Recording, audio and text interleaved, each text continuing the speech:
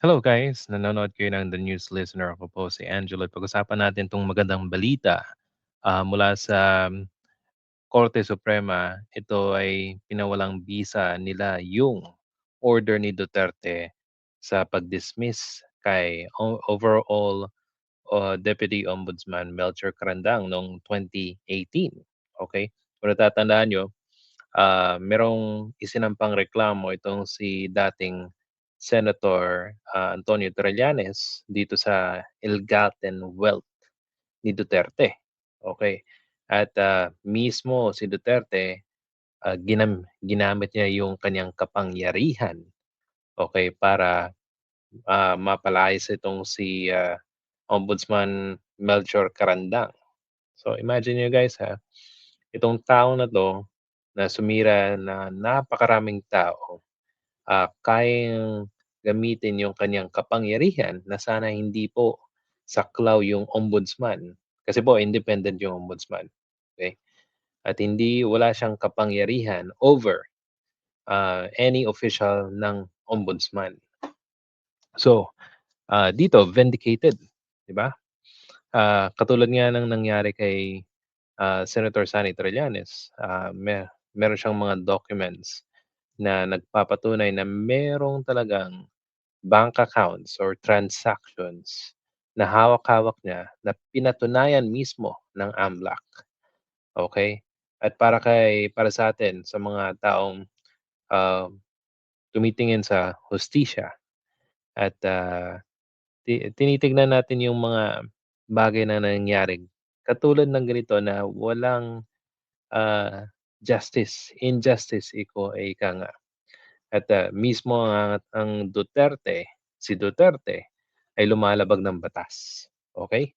So, let's play that galing dito sa GMA News 24 Oras. So, pakinggan natin yung, news ayon sa kanila, okay.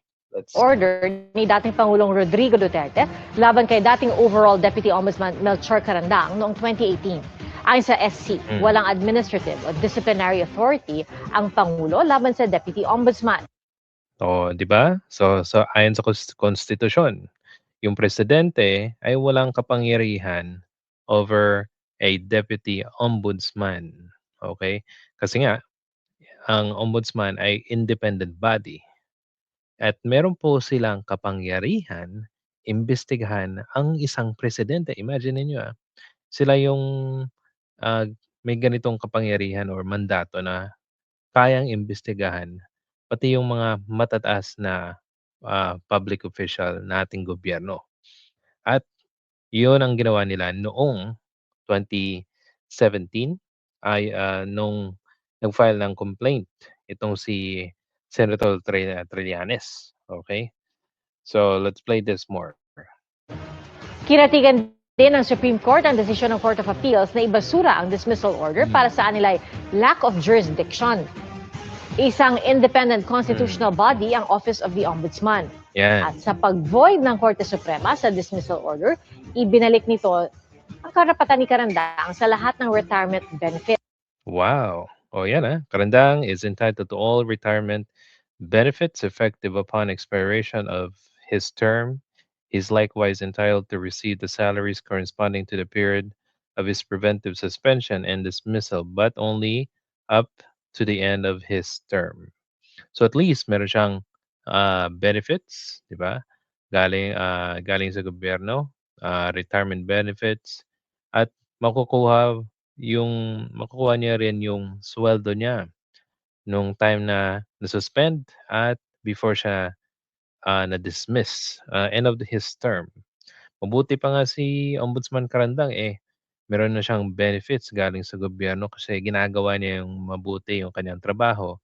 Hindi tulad ng isang tao na nandun sa, daheg at definitely hindi makaka-receive yung kanilang pamilya ng any compensation or benefits sa gobyerno dahil sa kaso ng crimes against humanity, 'di ba?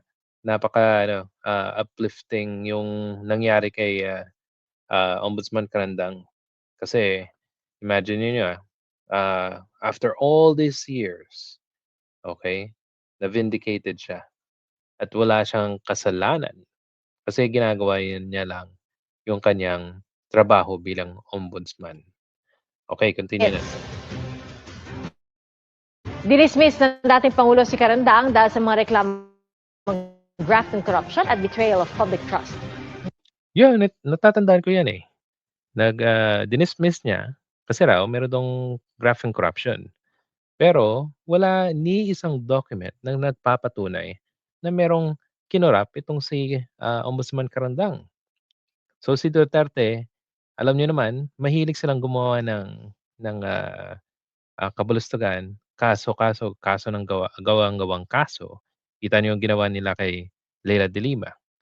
O ginawa nilang kaso, hanggang ngayon ni isang, evidence, investigasyon na nagpapatunay na merong drug link si Ma'am Leila de Lima. Gano'n din yung ginawa nila kay Senator Trillanes, 'di ba? So kaya hindi nila kayang ipakulong itong si Senator Trillanes. Kasi nga lahat ng kanilang lahat ng kabulustugan alam na alam ni Senator Trillanes. Kaya nga yung binurgal ni Senator Trillanes na bank, transactions at, inamin ng AMLAC na yun na yun, na nagtutugma sa kanilang records. Kahit, noong 2017 hanggang ngayon, ni isa sa mga Duterte family ang nagkaso sa kanya. Bakit? Kasi kung nagkaso sila, ang burden nito ay sa mga Duterte. Kasi meron ng evidence si Senator Trillanes, 'di ba? At dapat nilang patunayan na itong bank transaction na 'to ay hindi sa kanila. 'Pag pumatol sila, 'pag nagkaso sila, eh, do'n mabubulgar lahat ng sekreto ng pamilyang Duterte, okey? Now guys, isipin niyo 2017, 2026. Ang tagal 'no? Napakahabang panahon. Bakit ngayon lang pinagbigyan at, kinancel yung ganitong, ginawa ni Duterte? Naiisip niyo ba sa halos siguro 8 years, 'di ba? Bakit napakatagal? Ito, siguro mapapaisip kayo kung bakit. Share ko another tab at dito kitang-kita niyo. So, the former President Rodrigo Duterte appointed 12 out of 15 justices. Imagine niyo, 12 out of 15. So, dalawa lang yung hindi sa kanya. Okay? As of 2025 to 2026. So, mapapaisip ka guys, sa 8 years, wala po bang ginawang any move itong Korte Suprema natin sa desisyon na ginawa ni Duterte? Yan, isipin natin yan. Kasi kung alam nila na bawal yon ayon sa konstitusyon, bakit ngayon lang sila desisyon na mali yung ginawa ni Duterte? Bakit ngayon lang? Bakit hindi nila ginawa noon, nung una pa? Is it takot sila sa Duterte kasi in-appoint sila? O dapat nilang sundin o 'wag pakialaman kasi in-appoint sila? Ang daming questions na ganyan, eh. Kasi kung they're bound by the constitution and the law, they kumbaga fina-follow nila sinusunod nila yung law natin, law of the land. Bakit ngayon lang? So let's leave that as a question para sa mga taong manonood ng video na ito. At guys, mapapanood niyo 'to, May 3rd, 2026, okay? At, Gandang balita 'to para sa kanya, kay Sir Carindang at kaniyang pamilya na yung aligasyon na sinabi ni Rodrigo Duterte na may, graphene corruption ay hindi pala totoo. Ang mas totoo, ang naging tama ay tama si Senator Sonny Trillanes sa kaniyang mga aligasyon sa mga Duterte, na hanggang ngayon tinatago pa nila yung hidden wealth na posibleng allegedly galing sa mga drug lords at pogo lords. Yan guys, isipin natin yan.